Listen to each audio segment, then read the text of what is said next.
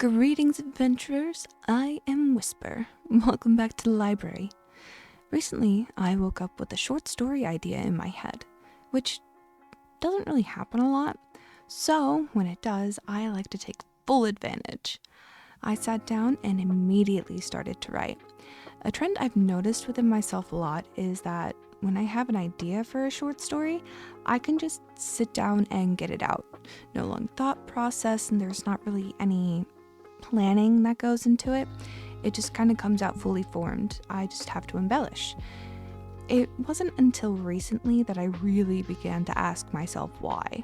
Why can I just sit down and punch out a short story in a matter of hours? But I can't sit down and do that with a book, which is, what I really want to write more than anything. And I look back at where my writing started, the very foundations of who I am as a writer. I started writing fanfiction when I was in middle school.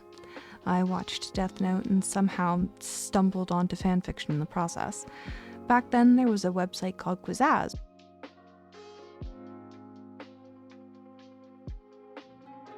where people would make quizzes, write fanfiction, and basically make choose your own adventure quizzes, where you would read the story, make your choice, and then depending on what you picked, you'd get an ending with a certain character. I also have vivid memories of writing fanfiction for JoJo from Horton Hears a Who. I was obsessed for a little while. I have no idea why. But that one wasn't a reader insert. It was about a set of twins named Zalia and Yolin, if memory serves. I couldn't tell you much about it beyond that. Being as how I'm 28 now, you can kind of tell fanfiction has been a big part of my life for a long time. It got me through some rough patches as a teenager, and I've written and read a lot, copious amounts of it. From my favorite Hetalia characters, to Black Butler, to Levi Ackerman, to My Hero Academia, and it helped make me the writer I am today. So, needless to say, I am a firm believer that fanfiction helps improve your writing. It's fun to write, there's no wrong way to go about it, and it's really a medium that transcends age. Did you know there's actually a sizable portion of the community that's older writers or published authors? Even if you are most likely to read works by teenagers or 20-somethings, there's no age where it stops being enjoyable to read or write. I saw this quote that said, basically, as long as the muse calls, you write for it.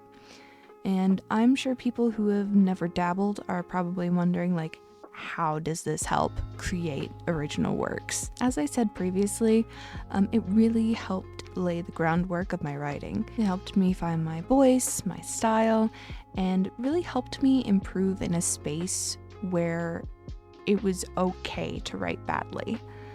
Writing in second person, where your main character really has no definable age or features and very little to no backstory, is a challenge all on its own.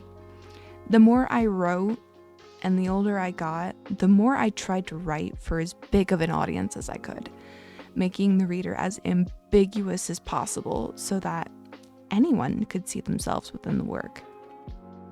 Despite its unique set of challenges, fanfiction is easy. Kind of.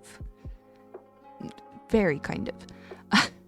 When working with it, there's already a world set up for you. The more you know about the material it's coming from, the easier it is to write works within it. You just have to curate the circumstances the reader finds themselves in. Is this a femme reader and your reader is the wife or girlfriend of the character you're writing for? Is this a gender neutral reader, which is what I started writing for, and your story is just pure angst or pure fluff or a scene you would have liked to have seen in canon? There truly is endless possibilities. You just have to do a little setup in the established world. How is your reader coming into contact with the character you're writing about? Is the reader dead in that particular world? Do they have powers? Do they have children? Do they work at the same place as the character you're writing for? As I said, there's really very little setup or world building to be done. You write as if the reader already knows what's going on, because they should. In theory, anyway. Especially if they, specifically sought out that character. You just have to orient them in your version of that world. However, that does not mean that everyone who reads the fanfiction engages with the original content. I used to read Sasuke Uchiha fanfiction, and I have never in my life seen more than 3 episodes of Naruto. Ever. The only time world building is really done in fanfiction in any sort of solid context is in an AU, or an alternative universe, when you're writing the established characters outside of their world, placing them in coffee shops, or a kingdom where they're royalty, or making them vampires, which is a personal favorite of mine. Or they're your reader's hot next-door neighbor who they've been watching from the window and pining after for far too long, never knowing the neighbor has been watching them right back. In that circumstance, you have to lay down a bit of foundation of what they're doing there and how the character fits into a different space. Just like in the original work, you can't just info dump what they're doing in the new world. You have to actually show them in context with this new space you've put them in. This is one of the reasons I believe fanfiction is such an awesome way of exercising or building your writing skills. Regardless of where you place the character has to be themselves. If I take Levi Ackerman, put him in a suit and tie, and place him in an office setting, he still has to be the Levi we all know and fawn over. We just have to figure out his dynamic within the office space. He's almost always portrayed as a CEO of some kind. He still has to keep that Levi-ness, but you have to make it work somewhere new. That box that you get backed into is a great way to flex your writing muscles. It's an exercise in keeping your characters the same through the story, and really gets you wondering, would they say this, or would they really do this and put themselves in this situation? I've read too many books where authors take their characters and completely change their personality throughout the novel, and not because of like any sort of world building or character development. They just don't seem to know how to keep their characters in character. There are a few things more satisfying in this world than getting comments on your work saying that it's one of the most in-character works someone has ever read. If it keeps people coming back and visiting your page, if they move to a new fandom, they might even ask if it's a fandom you're a part of. Having good characterization in your stories is super important no matter what you're writing, and fanfiction is such a good way to practice that. Because, trust me, people will let you know if what you wrote is outside of the character for the person you're writing. Something writing fanfiction has also made me acutely aware of is Mary Sues. Nobody likes a Mary Sue, no matter the kind of fiction you're writing. Mary Sues are characters who are utterly perfect, everybody likes them, everybody has a crush on them, and there really isn't any reason why. They're just geniuses, and they're good at everything, have perfect control over their newfound powers, and all these characters find them utterly alluring despite how boring they are. Mary Sues usually have the personality of a piece of toast. When writing fanfiction, especially starting out, it's very easy to make the reader into a Mary Sue, just like it is when you're writing your own original works, especially for the first time. But nobody is perfect in real life, and if they were, they'd be awfully boring. So it's a great way to stretch those muscles when it comes to writing, create characters that have flaws and depth and insecurities, even in a reader insert work. What aspects would the character you're writing for rub against? What would they find attractive? If there's conflict, how would the reader handle it? Because there's no way that they'd solve it correctly the first time. Now, you're probably asking yourself how this all connects. Well, remember at the start when I said I had like a totally different brain for short stories thanks to writing fanfiction? I've seen where tons of people have struggled writing short stories, trying to compress this world that they have in their head down to something small, either short enough to remain a short story or long enough to become a novella.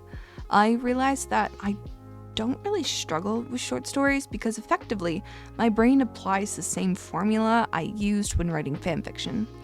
I've seen fanfictions that are 100,000 word masterpieces. They're multi-chapter, completely finished series, but unfortunately, works like that are hard to come by in the fanfiction community.